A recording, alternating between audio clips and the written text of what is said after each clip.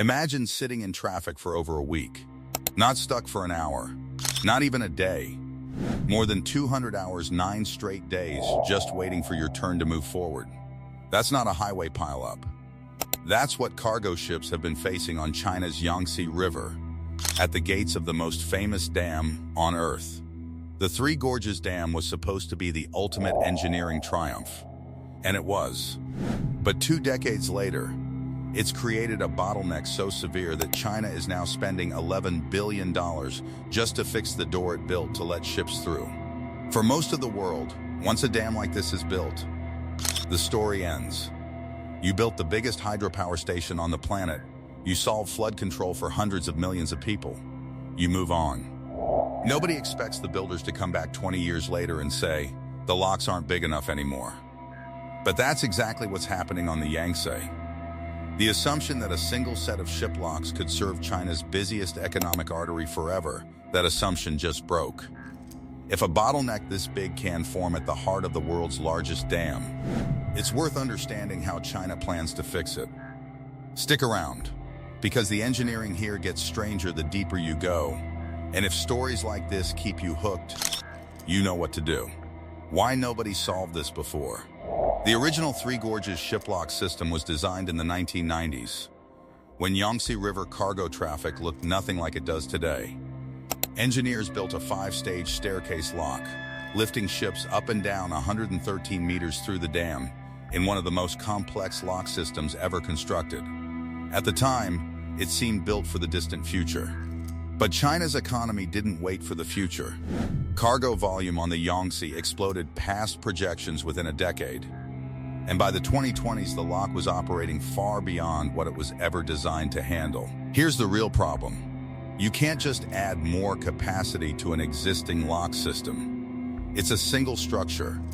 Every ship depends on the same 5 chambers, the same schedule, the same choke point. Stop it for repairs and you stop the entire river's trade. Engineers were stuck maintaining a system they couldn't expand without shutting it down completely. There was another obstacle underground. Any new channel would have to be carved directly through solid granite mountain on the left bank of the Yangtze, in a region where flood control rules are strict and rare fish species, including the endangered Chinese sturgeon, depend on undisturbed river conditions. For years, the environmental math didn't work. You can't blast a new mountain channel next to one of the most tightly regulated ecosystems in the country without extraordinary precision. So the bottleneck stayed. Ships kept waiting. The breakthrough.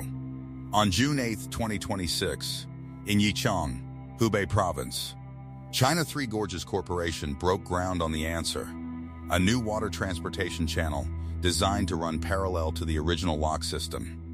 The project carries a price tag of roughly 77.2 billion yuan, about 11.39 billion US dollars, and it's built around 2 components working together.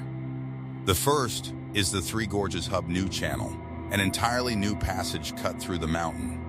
The second is the Gezhouba navigation capacity expansion, upgrading the downstream lock system that ships pass through immediately after leaving the dam. The numbers behind this project are staggering.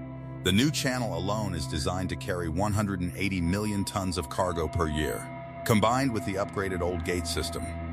Total annual capacity at the complex will rise to 280 million tons, nearly double what the current bottleneck system manages. The new locks are engineered specifically to accommodate 10,000-ton vessels, the workhorses of modern river shipping that the original 1990s design never anticipated. Once complete, the project is projected to cut logistics costs on the Yangtze by more than 30 billion yuan every single year, not a one-time saving, an annual one. And this isn't a replacement for the original lock. The 5-stage staircase lock stays in operation, along with the dam's existing ship elevator, which can already lift a 3,000-ton vessel 113 meters in just 40 minutes, using nothing but water buoyancy.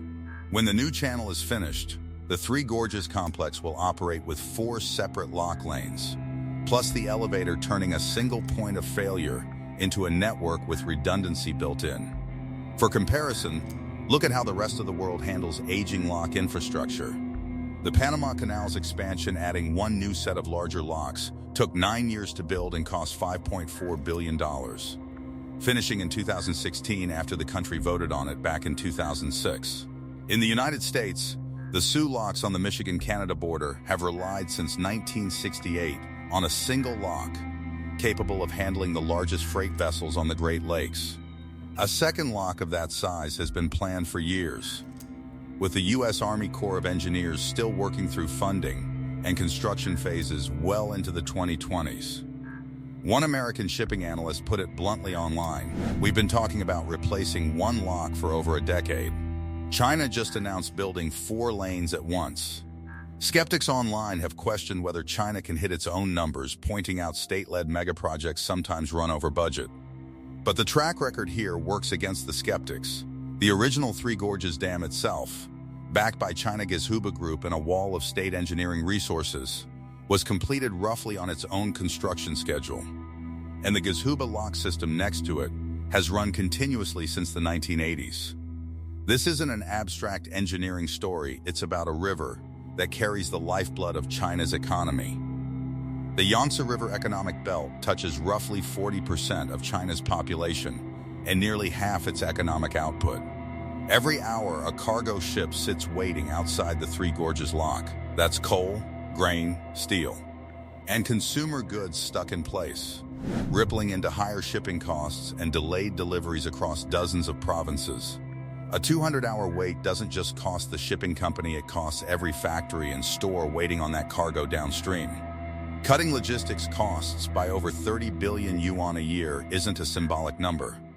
It's money that stays in the pockets of manufacturers, port cities, and ultimately consumers, both inside China and among its trading partners overseas. None of this is risk-free. Engineers are excavating directly through the main riverbed of the Yangtze, in a zone where flood control margins are already tight, and endangered species like the Chinese sturgeon have very little room for disturbance. Environmental researchers have flagged the challenge of balancing deep excavation work with river ecology protections throughout construction. And there's a harder question underneath all of this. If traffic outpaced the original lock's capacity within 20 years, what guarantees this new 280 million-ton system won't face the exact same problem again before its 2050 target arrives? What's happening at Three Gorges says something bigger about how China treats its own infrastructure. Nothing gets built once and left alone. Even the most celebrated engineering achievement on the planet gets reopened, expanded, and upgraded the moment it starts to strain.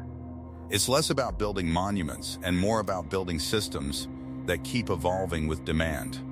If megaprojects like this fascinate you, subscribe so you don't miss what China builds next.